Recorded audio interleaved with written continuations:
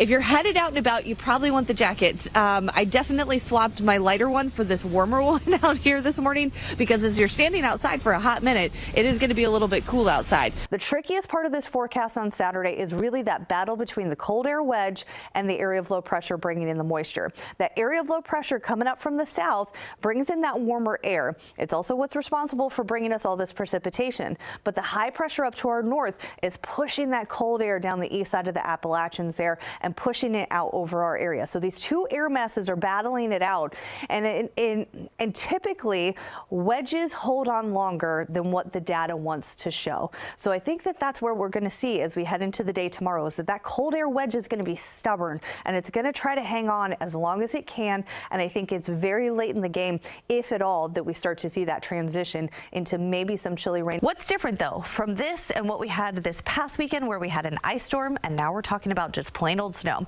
We've got deeper cold air in place across our area, so we have no warmth in the middle section of the atmosphere to transition any of this precipitation away from snow. Snow is the only thing that we're tracking here across our area here. The area of low pressure also stays to our south. Last weekend it tracked up and over our area.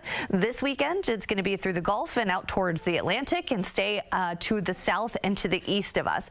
That moisture is coming in from the northeast as well. So last week we had a very moisture-rich system, all of that Gulf moisture getting pumped up into our area. This time that moisture is coming from the Atlantic, so we're a little more limited with the totals, but because of how cold it is, we're still going to see some decent snowfall amounts because of that snow to liquid ratio.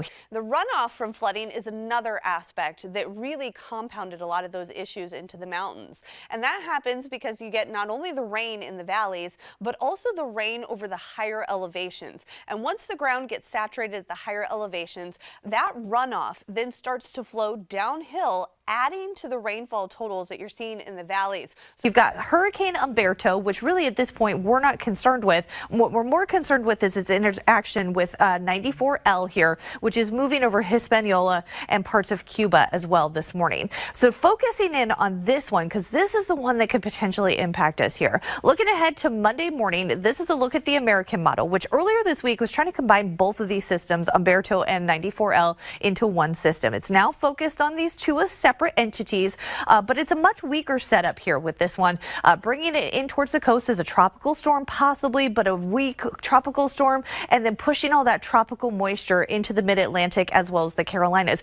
But it's also a pretty decent rainmaker, according to what the American model is spitting out there. Does start to back off by the time we get into Thursday, so it looks like the biggest impacts would be into Tuesday and Wednesday. The European model was on board with two separate systems a lot earlier on, and it's now showing this one as a better defined system.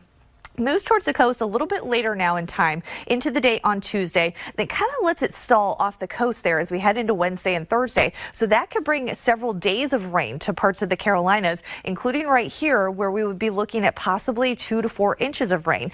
So still two very different scenarios here.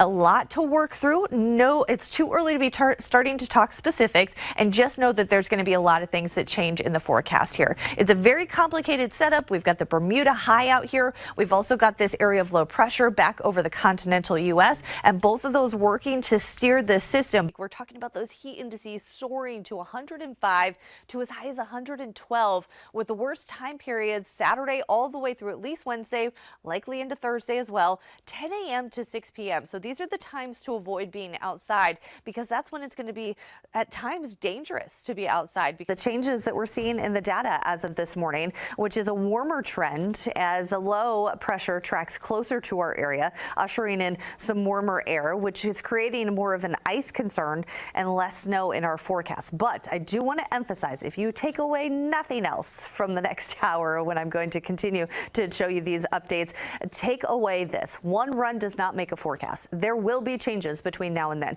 This is a difference from what we were seeing 24 hours ago. It's very possible we flip back another 24 hours from now. So keep up to date. I would be checking in at least twice a day on what's going on with these trends, especially as we get into Thursday and Friday and we start to get some of the short range data in. That's where we really start to fine tune these details here.